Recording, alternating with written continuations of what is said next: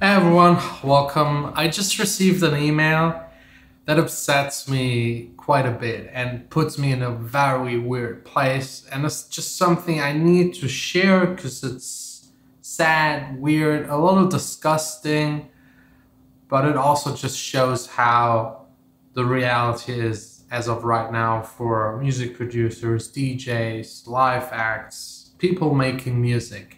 As you know, I've developed a live setup, this one right here, for the past half year. It's all working, it's all functional. I'm all ready for the stage. COVID is like fading slowly, steady. Clubs are open again. I'm allowed to perform again. I'm really happy about that. And as you know, this live setup lets me play synthesizers in real time, fire up clips, and it also has the visual aspect right here behind me. For example, if I add delay, it just changes the graphics and makes it zoom in. If I engage one of the special effects, it turns it into a ball. There's a lot of funky stuff going on. It's all live sync with the audio. Really proud of it. And I started sending out emails to clubs, and you'll never guess what happened. But first, let me give you a quick demonstration and then tell you the entire story.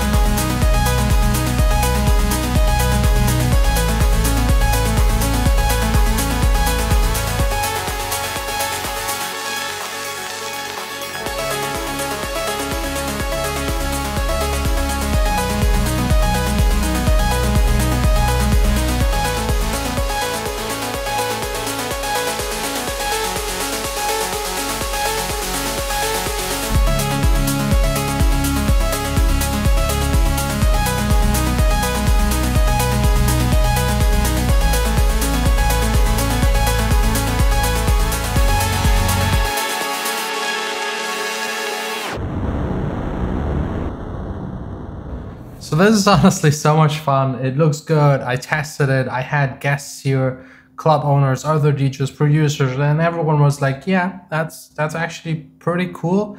And it sounds very close to my original productions. I can recreate them. I can jam on the fly, do everything. And it works. That's the biggest, nicest part. But there is one part of the entire equation. Without it, it just doesn't work. And without the clubs, it just doesn't work. So let me try and explain to you what they said, or at least two of them said.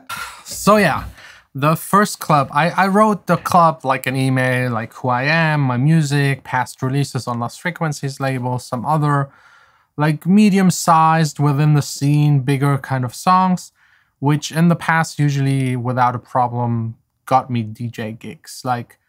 If you write 10 clubs and festivals, at least one of them is yeah, okay, let's give it a try. And once you have every month a gig, it's easier to fill it up with every week a gig and just slowly build it up. Once you got an entire year full worth of gigs, the next year you just repeat it, and this way you get into touring. It's not that complicated. Just make sure to play good stuff, put your ego a little aside, and play whatever is necessary on that day to that crowd. Of course, taking songs that are part of your style. Don't bend too much. But that's also all about selecting the right venues first. So, and with this live setup, the first club, I wrote them an entire email, some videos of the live setup, how it works. And they were interested. They told me, yes, we love it. It looks super cool. That's something, it was a smaller club, 400 or 500 people. They said, our light isn't the best, having your circle in there with the visuals totally in the dark, some strobe and fog would be amazing. But as of right now, they don't have any budget. Right now, since COVID is still they're still crippled due to COVID, they told me they have absolutely zero budget and they are just booking two of their local friends and they play every Friday and Saturday. They don't have any external DJs.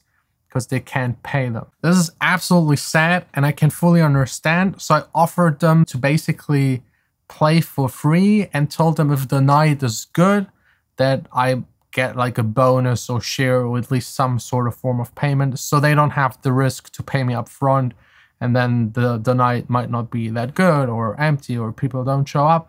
So I'm like, the risk that is actually to the club, I take it on me as an artist. The other club that I wrote me back and said like, we like the concept, we like the lights, we like the sound, we like the past releases. And I also wrote them about the upcoming releases on some bigger labels, and they were like interested.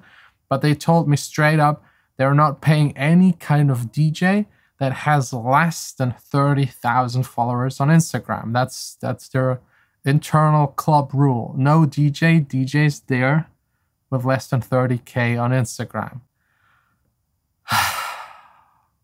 And that's the sad part. Like, I mean, I get it, Instagram's important, and yes, like your followers on Instagram, as long as they're legit, kind of shows how many people might show up if you DJ somewhere. Like, the bigger the crowd, the more people that know you, that follow you, will maybe eventually show up at the event. But solely judging based on followers, if someone gets to play in a club, yes or no, is weird and against all kind of artistic thinking that I have in me. Like, if I would own a club, I would book the person where I think the crowd has the most fun with. Yes, of course, it also matters how many people will show up because of that person. Because let's be honest, if you get into a range of like 2, 3, 4, 5, 6,000 euros for someone to DJ, you're not paying them that much just for DJing. Like, every kind of local DJ can do the same. Even some of them are better DJs than the bigger, medium-sized kind of DJs, because they know the area, they know the crowd, they play every weekend in the same club. The guest DJ, the book DJ, usually needs to be a little more known and draw a crowd or be something special. And I think with my setup, like the lights and the live show, it is something special. And that's also where both clubs agreed. But having like this artificial boundary to not let anyone play just because of that number on Instagram just hurts. I don't get it. It's very weird. I mean, I heard about it in other kind of scenes. For example, I think Macy's, they only like take photos for their like website and advertisement of models that have at least 30K subscribers. Because then while the shoot, they post on Instagram. So it's basically, you not only book the model to look nice and wear the clothes and be ready for the pictures, you also pay them for advertising everything like at the same time. And I don't like where this is heading towards. Like, another friend whose family owns some clubs in LA and Vegas, he told me that they check Instagram, they let the artists like take a picture of their Instagram insights, filtered by location, so they can see how much engagement that artist has around the area of the club. And based on that, they book the artist or don't book them. Or they use it against the artist a little, like, hey, we would like to book you, but your insights look really bad in our area, so we can only pay you half. And I honestly don't really know what to think about it. It's a little sad. I wish I could change anything about it. To some extent, I also understand the clubs. If you pay so much for someone, you need to be sure that it actually works and you make your money kind of back by more people showing up. And some DJs have like ridiculous amounts of money that they charge for one gig. But I didn't even put any numbers in there. I was just like, hey, are you interested? And they were like straight up, yes, we are, but like Instagram is not big enough. Come back if you have 30K followers. I'm at like, I think 20 something. And I hate to back and I hate to play this game, but I also understand that that's the way it is. So if you're interested to support me, help me, get me to 30K, I'll link down below in the description my Instagram. Just go check it out. I also post content on there almost on a daily basis. Some behind the scenes, some interesting, some pictures here and there, some studio stuff. And I'll write them back. I'll write them back when I have the 30, and let's see how they react. If that really changes everything, I can't believe it, but apparently that's the case. Like, they have 2 resident DJs that they pay nothing, they just get free drinks and guest list, and every other DJ they have as a guest DJ needs to have at least 30K subscribers, otherwise they don't even consider them.